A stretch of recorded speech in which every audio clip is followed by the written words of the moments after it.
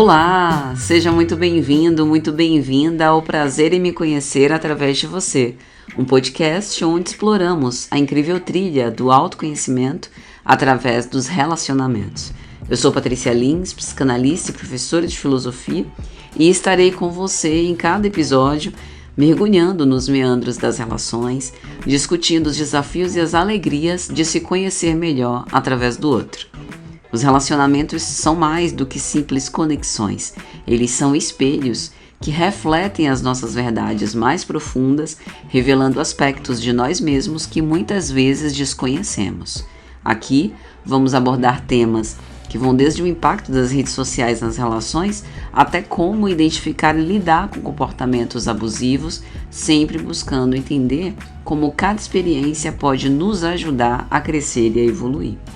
E nesse espaço, nós vamos compartilhar histórias e, principalmente, refletir juntos sobre como construir relações mais saudáveis, autênticas e enriquecedoras. Vamos descobrir como o amor, a amizade, a confiança, a comunicação podem ser ferramentas poderosas para o nosso desenvolvimento pessoal.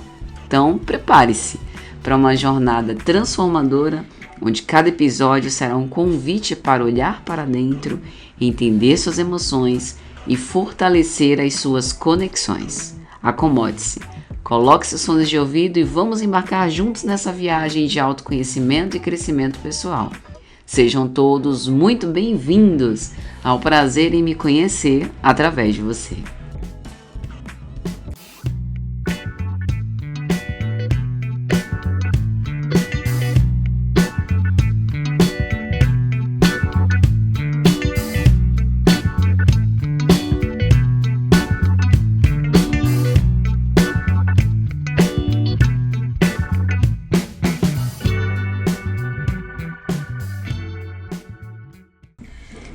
Olá pessoal, então vamos ao nosso episódio. Hoje é sobre intimidade e vulnerabilidade.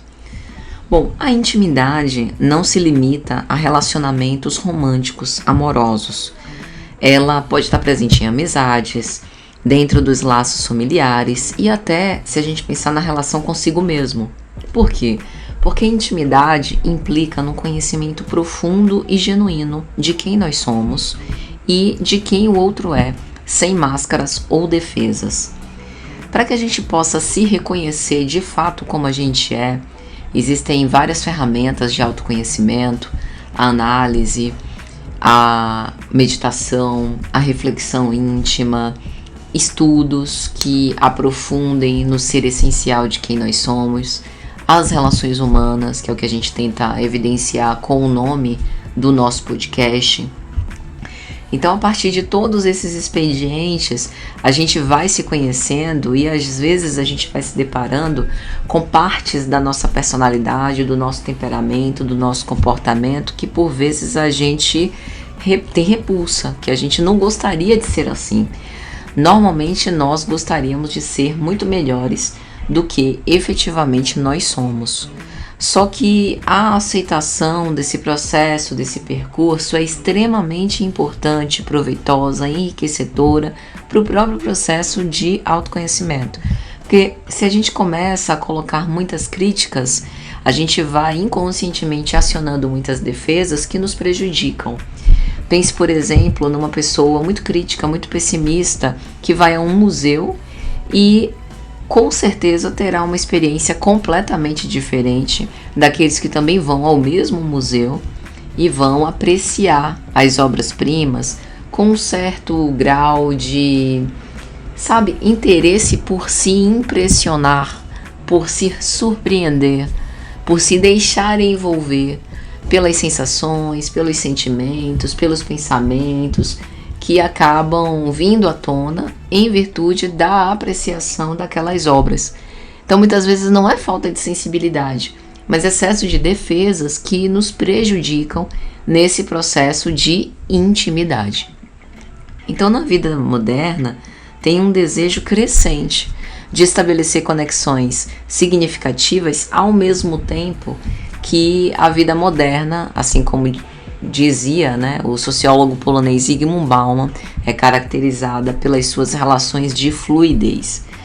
Só que, não obstante esse desejo íntimo por intimidade, por continuidade, por ter alguém com quem contar, com quem se abrir, com quem falar, com quem expor coisas que são muito, às vezes não são, sabe, aterradoras, não são crimes, não são terríveis, mas são constrangedoras, são muito pessoais. E nesse contato, não obstante o desejo que a gente tem do encontro com o outro, muitos de nós temos francas dificuldades em baixar as nossas guardas e nos mostrarmos vulneráveis. Por quê? Porque queremos ser aceitos, queremos ser amados, queremos parecer interessantes e muitas vezes queremos parecer muito melhores do que efetivamente nós somos, como se houvesse uma métrica, né, de nível a ser atingido para que isso despertasse a disposição do outro de vir ao nosso encontro. E a vulnerabilidade, ela tem uma dualidade, uma ambiguidade. Ela pode parecer uma fraqueza, mas na verdade é uma força poderosa que possibilita a autenticidade e a intimidade. A vulnerabilidade é o ato de se mostrar na totalidade possível, com todas as imperfeições, incertezas e emoções que se carrega. A gente precisa fazer uma distinção entre vulnerabilidade e entregar-se desamparadamente às relações, porque às vezes a gente está em busca de um salvador ou de uma salvadora que resolva para nós todos os nossos problemas ou que realize para nós todas as nossas fantasias, às vezes fantasias inconscientes que a gente ainda nem se deu conta. E essa é uma tarefa hercúlea, é uma tarefa impossível para qualquer ser humano, né? Além de nos expor de uma forma imprudente, de uma forma incauta, a um outro cujos propósitos e intenções a gente desconhece. Então, ser vulnerável é mostrar-se sem necessariamente fazer juízo ou ter uma autocrítica muito severa sobre as próprias imperfeições e incertezas, ou seja, mostrar-se, não obstante as imperfeições e incertezas, crendo que isso não nos define e que essa maravilha que nós somos pode provocar experiências edificantes, agregadoras, significativas na nossa própria vida e também no contato com o outro, né? Então, tem aí uma diferença. Intimidade requer vulnerabilidade. A intimidade verdadeira só pode ser alcançada quando nós estamos dispostos a sermos vulneráveis. Não é a parecermos vulneráveis, mas a sermos de fato. Sem nos abrir, sem permitir que o outro nos conheça, veja quem nós somos de verdade, o que nós compartilhamos passa a ser superficial, a nossa experiência passa a ser empobrecida, né? Então, se a gente pudesse assim dar alguma modesta contribuição ao trabalho incrível que Zygmunt Bauman fez, né, a gente poderia dizer que, assim como ele fala na obra Amores Líquidos, né, que uma das principais motivações dessa fluidez das relações tem a ver com a insegurança total. E a gente poderia assim muito modestamente adicionar que tem a ver também com as defesas acionadas para não permitir a intimidade por insegurança também, por falta de confiança, por medo da frustração, por medo da decepção, né? Por ter uma baixa tolerância a experiências ruins, né? Sendo que a gente já passou por tanta coisa e superou, né? A gente está aqui é para enfrentar a dor, passar por ela, né? Atravessar o sofrimento e seguir em frente mesmo. É lógico que esse não é o expediente desejável, né? Se a gente pudesse assim pedir, né, a uma entidade superior ou a própria vida, por favor, né? Doravante, nos meus próximos anos de vida, que seja só momentos felizes, né? Seria talvez o sonho de muitos, mas o sofrimento também traz as suas lições, se a gente estiver disposto a aprender. E assim, nas relações, a gente percebe que conversas sinceras, quando a conversa é autêntica e genuína, elas revelam medos, aspirações, traumas, expectativas. E esses momentos são esses momentos de abertura genuína que criam laços mais fortes, duradouros. Por quê? Porque na relação, pensando aí nessa dinâmica de dois, ambos lados se sentem vistos, se sentem compreendidos e escutados. E uma outra questão interessante é que normalmente nós temos uma relação de medo com a vulnerabilidade, né? Nós temos o medo da rejeição, o medo do julgamento, da exposição, que pode impedir as pessoas de se abrirem. E a sociedade muitas vezes reforça a ideia de que nós devemos ser fortes e invulneráveis, o que acaba dificultando a construção de relacionamentos autênticos. Para a psicanálise, a vulnerabilidade é, por exemplo, um elemento central para o processo terapêutico. Para que a análise seja eficaz, o paciente deve estar disposto a explorar as suas partes mais escondidas, a enfrentar traumas, reconhecer seus desejos mais profundos e se haver com a angústia que tudo isso gerará. Eu costumo dizer, aos pacientes logo no início, a análise é incômoda, a análise é constrangedora, a análise espicaça, dá medo, de alguma forma nos deixa ansiosos, mas é aquilo, é a expectativa para um momento de construção na própria análise. É uma, digamos assim, um colateral de processos de elaboração e ressignificação.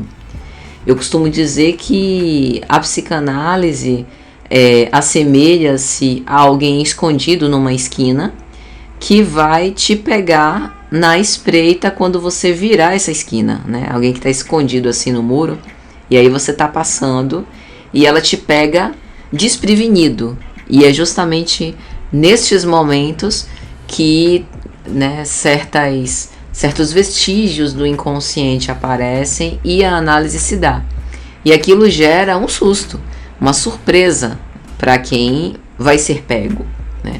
A psicanálise ela não se encarrega de descobrir a verdade factual.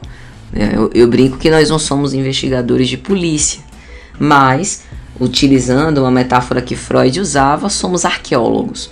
Então a gente está disposto a buscar esses materiais que foram soterrados ao longo das experiências e dos anos. Na filosofia, Sartre aborda o conceito do olhar do outro no seu livro O Ser e o Nada. Ou seja, ao sermos vistos pelo outro, nos tornamos vulneráveis ou tendemos a isso, pois nos tornamos conscientes de como somos percebidos e isso pode, de alguma forma, nos trazer desconforto. Eu acho bem caricato, assim, para ilustrar a situação que a gente entra no elevador. Aí tem um estranho no elevador, já, E aí a gente entra, e aí aquela pessoa deposita, os seus olhos sobre nós. Sabe aquele constrangimento ali, Que é o constrangimento do... Meu Deus, será que eu tô cheirando mal? Será que eu tô mal vestido? Será que a blusa tá ao contrário, tá pelo avesso? Será que tem alguma mancha aqui, alguma esquisitice que eu não consegui perceber? E se no elevador não tiver espelho, pior ainda a nossa angústia, Então, esse desconforto é um desconforto que aparece nas relações humanas e aparece por conta desse certo grau de vulnerabilidade. Já Emmanuel Levinas explora a ideia de que o encontro com o outro é fundamentalmente um momento de vulnerabilidade. Ele defende que quando nós nos deparamos com o outro, nós somos expostos em nossa responsabilidade ética, o que desafia a nossa própria identidade e controle. Na filosofia estoica, a vulnerabilidade é vista como uma parte intrínseca da condição humana. Os estoicos nos convidam a aceitar as nossas limitações e imperfeições como parte do processo de viver uma vida virtuosa. E agora a gente vai abordar um pouco o papel da vulnerabilidade nos relacionamentos. Por exemplo, nas relações amorosas, a vulnerabilidade é, na verdade, o que permite, né? O substrato em cima do qual a relação vai sendo constituída e é o que permite a relação se tornar mais profunda. Quando nós nos permitimos ser vulneráveis, nós mostramos ao outro, o nosso verdadeiro eu, o que cria uma base para a confiança e para o crescimento mútuo. Nas amizades e laços familiares, a vulnerabilidade também é vital. Amizades autênticas requerem a disposição de compartilhar não apenas os sucessos, mas também os fracassos, as dúvidas e as fraquezas. E a vulnerabilidade também tem alguns mitos. O primeiro deles é que vulnerabilidade é fraqueza. É relativamente comum essa ideia de que ser vulnerável é sinônimo de ser fraco, né? Brené Brown defende, por exemplo, que vulnerabilidade é na verdade um ato de coragem. Requer a disposição de correr riscos emocionais. O segundo mito é que vulnerabilidade é sempre negativo. Mas estar vulnerável não necessariamente representa tristeza, medo ou dor, né? Estar vulnerável é também se emocionar, é também se tornar sensível, envolve expressar amor, alegria e gratidão, é se deixar envolver afetivamente, né? Quando eu digo afetivamente ou emocionalmente, é também por um momento assim, sabe? Teve uma vez, né, que eu tava passeando no shopping com meu namorado da época e passou um dono, né, de um cachorro, um tutor de cachorro, e era um cachorrinho, um golden, né, muito fofo. E aí eu fiquei encantada com aquele cachorro, né, com a beleza daquele cachorro, com a doçura do olhar daquele cachorro. E eu estaquei. Eu parei, eu tava andando, eu parei, né? A gente tava caminhando em direções opostas, né? Eu, meu namorado e o dono, o tutor do cachorro. E o cachorro se esparramou, sabe? Parecia um picolé de amendoim derretendo nos meus pés, né? Ele se esparramou pelos meus pés, parecia um tapetinho, né? Sendo posto ali em cima sobre os meus pés. E aquilo me comoveu até as lágrimas. E eu sentei em meio ao shopping center, no chão. Você imagina, meu Deus, essa mulher deve estar doida, né? Como é que cuida da cabeça dos outros, né? Uma psicanalista sentada, né, no meio do shopping, acariciando o cachorro, brincando com o cachorro. Mas aquilo me comoveu. A vulnerabilidade do cachorro ativou em mim as minhas vulnerabilidades e ficou aquela expressão de carinho e de alegria. E eu olhava, né, para o meu ex-namorado, olhava para o tutor, olhava para as pessoas e na verdade eu não queria me haver com ninguém, eu queria só eu e o cachorro naquele momento. E ficamos uns bons minutos, né, até que eu caí em mim, a adulta voltou, né, e eu falei pro tutor: poxa, me desculpe ter roubado seu tempo, mas realmente eu não esperava, né? E aí ele já acostumado com aquele tipo de cena, né? Não, isso sempre acontece quando a gente sai. Ficou por isso mesmo. Então veja que esse momento de vulnerabilidade gerou uma emoção indescritível. E eu nem sou tão fã assim de cachorro, viu? Só para deixar claro. Gosto de animais, tenho respeito e amor por eles em generalidade, mas não tenho nenhuma afeição especial, não tenho cachorro, né? Mas aquilo realmente me pegou de surpresa, né? Foi uma flechada direta no coração. E o terceiro mito é que a vulnerabilidade é sempre dolorosa. Bem, ser sensível, estar sensível, colocar-se sensível é uma decisão. E tem os dois lados, né? A gente está mais sensível para se ferir, mas também está mais sensível para se alegrar e para amar. Então, embora a vulnerabilidade possa ser desconfortável, trazer alguns contrapontos, ela é sempre a chave para experiências engrandecedoras de crescimento, de conexão e de realização. E pode nos proporcionar muitas alegrias, né? E agora eu convido você que está me ouvindo a pensar. Você se recorda de um momento em que você se sentiu vulnerável? E o que você aprendeu com essa experiência? Foi uma experiência boa? Foi uma experiência ruim? Mudou alguma coisa em você após aquele momento? Você se sentiu mais conectado a si mesmo ou ao outro? Então, gente, o que a gente está vendo, né? Intimidade e vulnerabilidade são partes essenciais do autoconhecimento e da construção de relações significativas. Elas são o passaporte, portas para uma vida mais autêntica e realizada. E aí, o que vocês acharam desse tema? Já passaram por situações semelhantes? Então deixe seu comentário, compartilhe a sua experiência, vamos dar continuidade a essa conversa. Obrigada por ouvir, o prazer em me conhecer através de você, e eu espero vocês na próxima com o tema autonomia e interdependência. Não percam!